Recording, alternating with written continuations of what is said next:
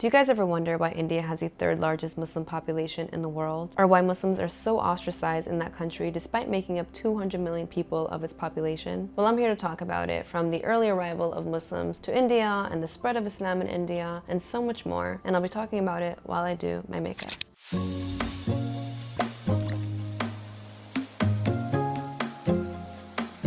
So the story begins with Arab traders visiting the western part of India, specifically the Konkan and Malabar region. These early interactions were primarily for trade, but eventually they began to spread Islam in the subcontinent. Now, the first significant military conquest happened in 711 CE when Muhammad bin Qasim conquered Sindh, establishing it as the easternmost province of the Umayyad Caliphate. And this marked the beginning of Muslim rule in parts of India. Now, from the 10th century onwards, we see invasions from Central Asia, notably by Mahmud of Ghazni. Now, while these raids were primarily for wealth accumulation, they also facilitated the spread of Islam in northern India. And a pivotal period in Muslim history is the Delhi Sultanate, which lasted from 1206 to 1526. And this is considered a pivotal period because it saw 5 successive dynasties rule over the other in northern India. And the Sultanate period was marked by significant culture intermixing and the creation of Indo-Islamic architecture. Some notable structures from this era include the Qutub Minar and the Alai Darwaza. I could be pronouncing that totally wrong. And once this wonderful era was over, then came the Mughal Empire. And this ruled from 1526 to 1857. And this era was considered a golden age for Muslim rule in India. Under emperors like Akbar, the empire reached its highest points in the Indian subcontinent. Now, the Mughals made incredible contributions to art and architecture, and they gave us marvels like the Taj Mahal, and they introduced Persian art and culture, leading to an Indo-Persian cultural blend. Now, the decline of the Mughal Empire coincided with British colonization, and this period saw significant challenges for Muslims in India, specifically for their socioeconomic status and social marginalization. That said, it also saw the emergence of reform movements and political consciousness among Muslims. The partition of India in 1947, for example, was a watershed moment for Muslims, and it led to the creation of Pakistan and kicked off one of the biggest migrations in history. Approximately 15 million people were displaced, with Muslims moving to Pakistan and Sikhs and Hindus moving to India.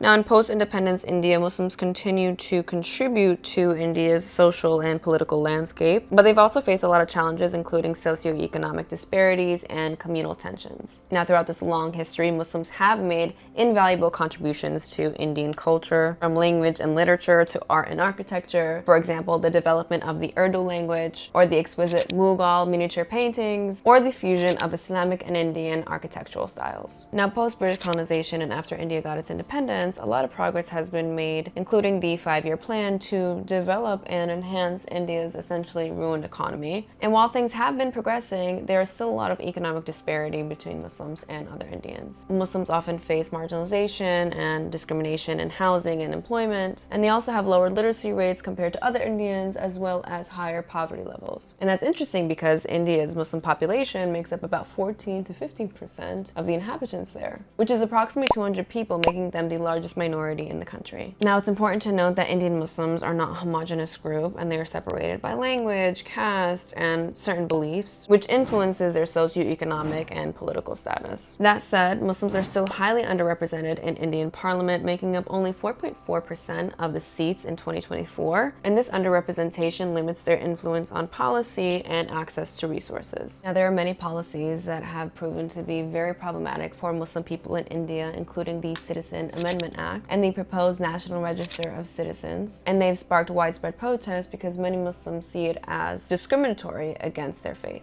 There's also been a rise in Hindu nationalism under the current Prime Minister Narendra Modi and the BJP, creating an environment where Muslims feel unsafe and marginalized. And statistics show that there has been a very significant increase in hate speech against Muslims, most of which is linked to Hindu nationalism. For example, in 2024, 98.5% of recorded hate speech was directed against Muslim people. And not only is there hate speech, there's also the enactment of actual laws like the anti-conversion law, which is based on the concept love jihad, which is a widely debunked conspiracy theory spread by far-right Hindu nationalists. And it suggests that Muslim men are luring Hindu women into marriage to force them to convert to Islam. Now, these anti-conversion laws disproportionately target Muslims, and they have led to actual arrests and social ostracization. Now, all of this affects Muslims all over India, but there's one specific group that faces significant challenges, and they are the Rohingya Muslims. Having fled persecution in Myanmar, Rohingya Muslims face a very dangerous predicament in India. Because India never signed the 1951 Refugee Convention or the 1967 Protocol, it lacks a refugee law. This leaves Rohingya refugees without official recognition or legal protection, making them vulnerable to exploitation, arbitrary detention, and deportation. Rohingya refugees often live in overcrowded camps without access to proper health care or clean water or adequate supplies or sanitation, and these conditions also make them susceptible to health issues. Now, since 2017, the Indian government has taken a more hostile stance towards these refugees, considering them to be a security threat, which has led efforts to deport them back to Myanmar, even though they face a lot of hostility and violence there.